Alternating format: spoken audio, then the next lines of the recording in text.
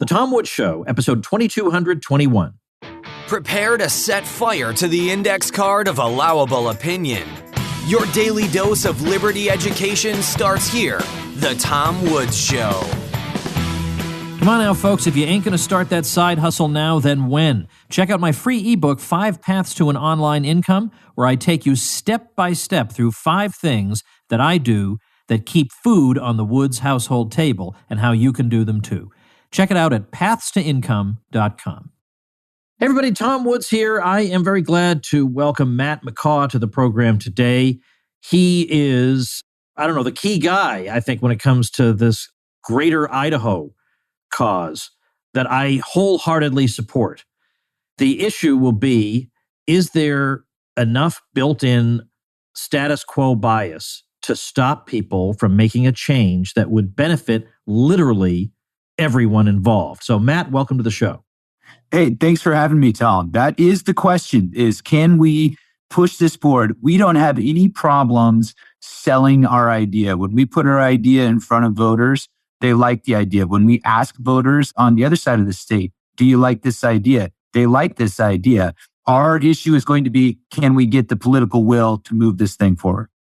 Now, look, obviously most people listening to this are going to live in neither Oregon nor Idaho.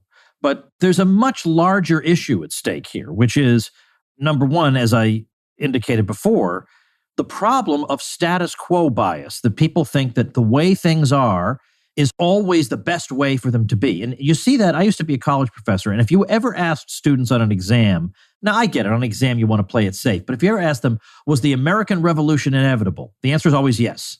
Was the French Revolution inevitable? The answer is always yes. Was such and such historical event inevitable? The answer is always yes. Everything turned out exactly the way it was supposed to, according to everybody. And likewise with this, that the borders, these borders are completely arbitrary in some cases. They could just as easily be a few miles either way, one way or the other. But yet people treat them like they're sacred and you can't touch them. But if they have any purpose at all, it's to make our lives more comfortable in one way or another. And if they're not doing that, if all they're doing is creating strife by forcing people together who have radically different worldviews and they're at each other's throats all the time, then just change it. And yet we've got this bias that everything is the way it's supposed to be, and it's unthinkable. It's okay for Slovenia to secede from Yugoslavia. We allow that because they're not Americans, but Americans don't ever change anything. That's frustrating. So I do think, though, Tom, I agree with you. I do think we're starting to see that people are starting to see this as an idea. That is still our biggest question, is like, is this even possible? But when we ask people, like I said, when we go to a vote, so we've put our idea, Greater Idaho, to the vote in 9 counties in Eastern Oregon. And in our last 6 elections, we're winning with vote percentages over 60%. People love this idea. They may personally think, oh, it'll never happen.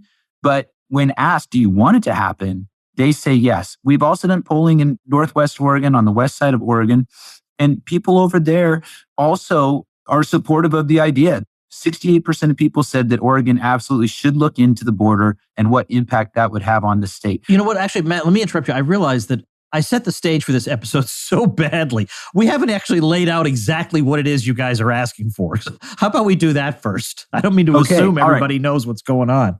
Yeah, I'll start from the top, Tom. So, all right. Greater Idaho movement is a movement that's going county by county in the state of Oregon with the idea of moving the border between Idaho and Oregon, because the border where it's at doesn't make any sense. It's not the cultural divide that exists between these two areas. The real cultural divide is the Cascade Mountain Range. The west side of Oregon is very liberal. It has a different climate. It has a different economy, different values than the east side. And the east side of the state is very similar to Idaho. People make their living the same way. They live their lives the same way.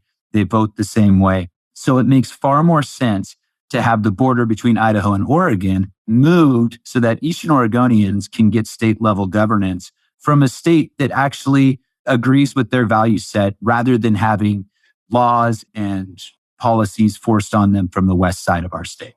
Okay. So I think most people presumed that was going on here. Now, there are objections that even some well-meaning people might have to what you're doing. As a matter of fact, I saw one of them that I thought of listed on your frequently asked questions, which is, why don't we people who are suffering here in Oregon, because what's going on, I mean, Oregon is mostly left wing. And so people who don't agree with that are getting things imposed on them that they don't believe in all the time. But Yes. some people say, well, why don't we get our act together, though, and we'll take things over? Why should we? This is a retreat. We should stick with Oregon and just convince everybody that we're right. So this is not a retreat. This is really a core principle of the United States is self-determination and the ability to have government that you choose. And so all we're asking in Eastern Oregon is that the state governance that we have now currently does not match the values of Eastern Oregonians. And Eastern Oregonians haven't voted for this government. They've been voting one way for 40 years and getting different state level governance than what they've been voting. So all we're doing is saying it makes more sense to get state level governance that we actually want and that actually agrees with our values. And likewise, Tom, this election, we get that a lot. There's going to be a red wave. We're going to change things, but you're going to have a tension. Even if there is a red wave, there's going to be a tension just the opposite way. The west side of Oregon is very liberal. In this environment, in this political year, you may get a Republican governor in Oregon for the first time in 40 years, but then you're going to have the same problem going the other direction. Then you've got Oregon's one major population center with state level governance that they don't want, imposing policies that they don't want. The better solution is to get governance for the two different groups of people that actually matches what those two groups of people want. Right. Now, the other question that will arise is, are you allowed to do this? So yes, absolutely. So there is a mechanism for changing state borders. It was never assumed that state borders that were decided 200 years ago would stay that way in perpetuity. That's not the way borders are there. As you mentioned, Tom, they're there to make people's lives better, to group similar people that share culture, share values, that have a shared sense of what they want their community to look like. That's what borders are for. So you can change a state border. The U.S. Constitution allows for two states to come together and move the border. And all that takes is the two state legislatures to say, this border is no longer working between Oregon and Idaho. So let's propose moving it to here. And if the two state legislatures agree and sign off on it, then it would go to the U.S. Congress, and the U.S. Congress signs off on it. You would have a border change just like that. And borders have been changed in the United States. There is precedence for this. Oregon and Washington changed their border not long ago. Historically speaking, 1958, they solidified their border and made some changes along the Columbia River. There absolutely is a process. It can be done. It's just having the political will to get it done. How about the idea of just moving to Idaho? You just move to Idaho, then you get what you want. Well, we're talking about 400,000 people. So there's a lot of things about that idea. And there has been self-sorting going on. Coronavirus hit and it seemed like self-sorting really exploded, right? I had friends that left Oregon for Idaho because the coronavirus policies were so much different and it impacted our lives so much. But you shouldn't have to move to get government that represents you. And there are people that live here in Eastern Oregon that have been here for generations. Their families have been here multiple generations. They own, their land. They own lots of land. To ask them to move to a different state because the west side of Oregon keeps imposing policies they don't want is wrong. And you'd be talking about tearing apart communities, tearing apart, people that have heritage in these areas. It's far easier, makes far more sense. And it's the right thing to do to just move the border and get the governance for those 400,000 people they want rather than ask them all to pick up and move. Well, then another argument is you could just create a new state. Now, of course, we're all, that would be fine. But the problem is what's the most likely solution to be accepted by everybody? And there's an obstacle you have to overcome if you want to create a new state. And that has to do with the U.S. Senate and whether a blue state is going to favor an approach like that. Can you explain that?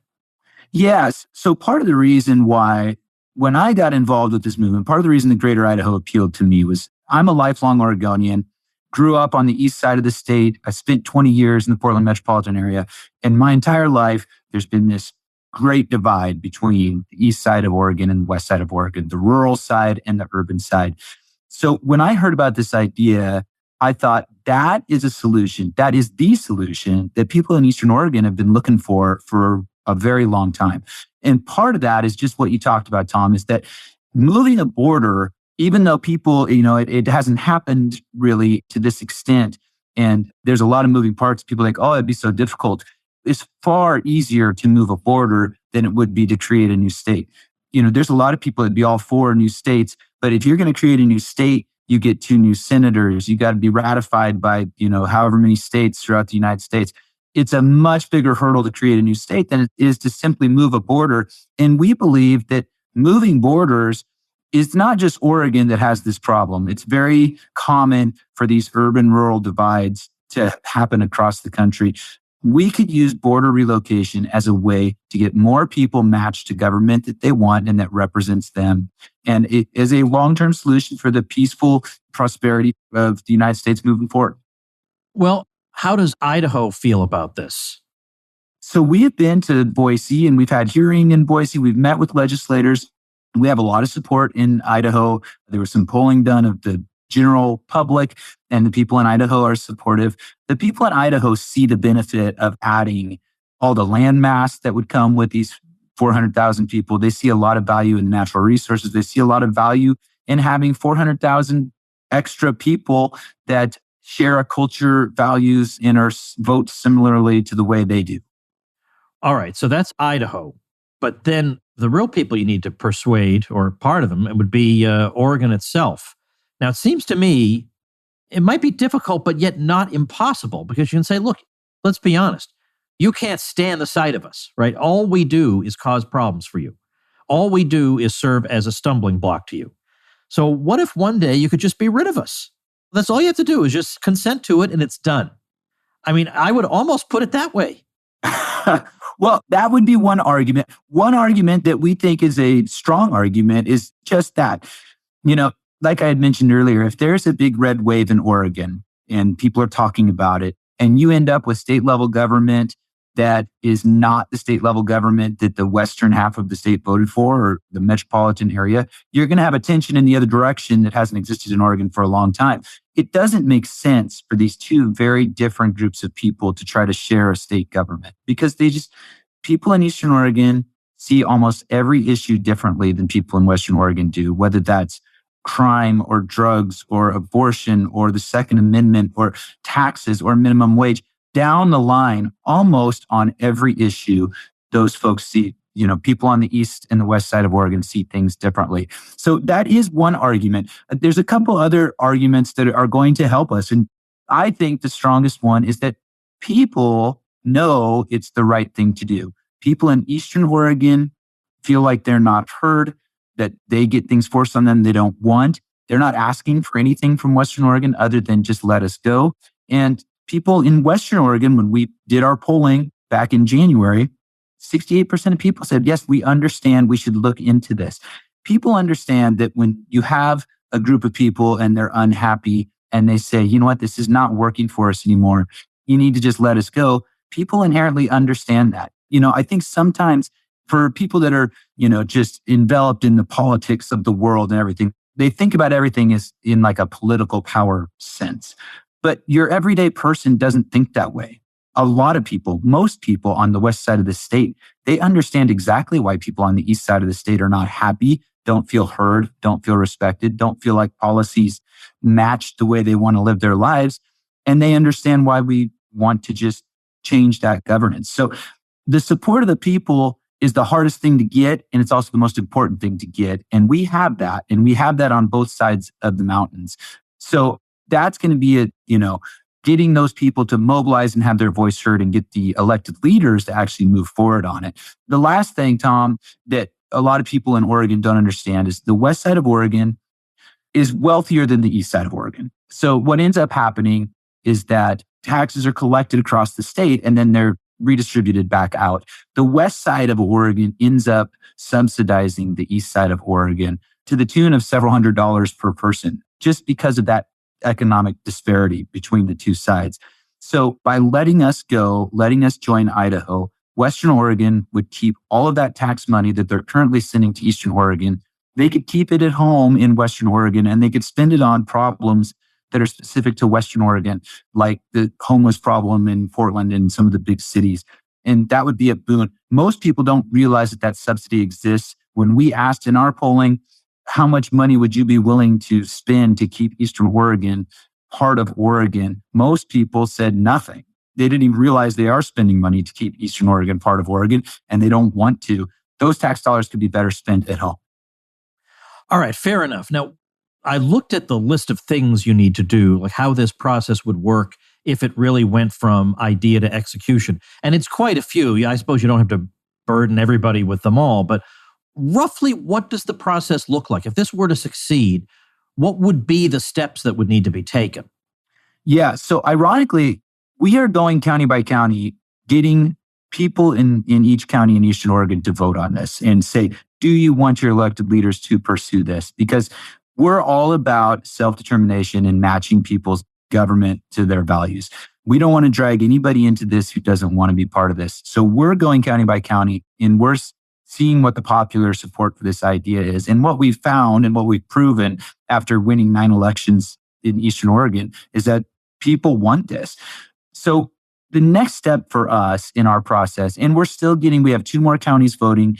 So Tom, we are trying to move 15 whole counties and 2 partial counties into Idaho. That's our proposal. And so of those 15 full counties, 9 have already passed measures saying they want to explore it. 2 more are voting this November. A 12th would be voting on it in next May. So we've proven that people want this to happen. So the next step is to get the 2 legislatures talking about this. And to that end, we have legislation in Idaho ready to be introduced at our next legislative session, inviting Oregon to start talks about a border change. We have legislation ready to go in Oregon to do the same thing for the next legislative session. So our hope would be that next January, after the election, after we have new legislatures seated, that legislation would get introduced. They would start talking. They would start having hearings. The 2 states would start having hearings about what would this look like. Let's start sorting out some of the details. What gets grandfathered in, what doesn't. There'll be plenty of things to talk about, but spend all of 2023 hashing out those details, getting feedback from people, and then have a proposal that we could go back to the people. We would envision, even though the legislatures wouldn't have to, we would envision that after the details are fleshed out by the 2 legislatures, they would kick it back to a vote of the people to see, do you still want to go through with this? Is this still what you want us to do? And by 2024, we could have a vote like that and we could have a border moved. Before I go on, let me say a quick thing that will help a lot of you, and you know who you are.